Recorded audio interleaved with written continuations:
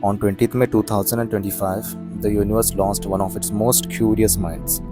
Jayant Vishnu Naradigar, a cosmic thinker, a rebel scientist, a gentle storyteller, passed away. But the truth is, he never really left. Because people like him don't vanish, they echo in every question we ask when you look at the night sky. Born in 1938 in Kolhapur, Maharashtra, Jayant grew up surrounded by numbers. His father was a famous mathematician, but young Jayant didn't stop at solving equations. He asked why those equations existed in the first place. He was the kind of boy who stared at stars and wondered if they were staring back. In Maharashtra, he is not just a name in a science book, he is a memory from our classrooms.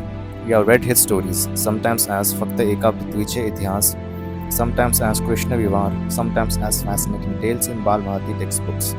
He made science feel like an adventure, not just for scientists but for school kids like us.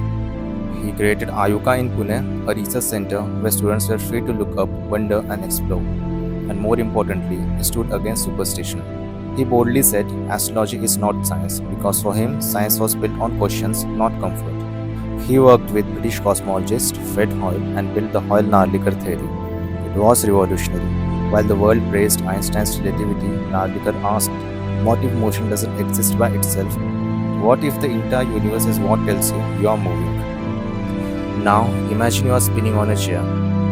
If you are in a room with stars and people around, you feel dizzy, but in a completely empty universe, you might not feel anything at all. Why? Because motion is always relative. Now imagine you are in a car, driving and trees pass by, your brain knows you are moving. Sitting parked in total darkness, no windows, you feel nothing, even if you imagine motion. You need the world around you to feel motion, and that's exactly what Mach's principle, which Narlikar supported, says. And then came his other bold idea, quasi steady state cosmology or QSSC.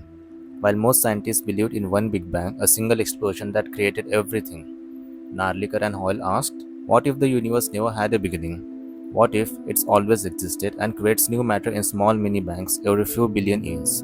So instead of one big boom, it's like a cosmic garden, where stars keep popping up like flowers forever.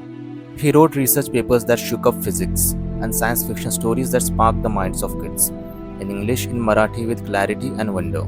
And to be honest, I envy that because that's what I want to be too. Someone who doesn't have to choose between science and literature but dances between them. He is no longer with us, but his ideas are.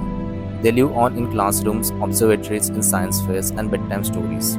Especially here in Maharashtra, where many of us first met him not in a lab but in school textbooks. Maybe he didn't just study the stars now, maybe now he is one. Thank you, Jayant sir, for showing us that science isn't just numbers and labs, but is a poetry written across the night sky, and that the real universe isn't just above us, it's within us. True science is built not on certainty, but on the courage to question, said by Jayant Naradikar.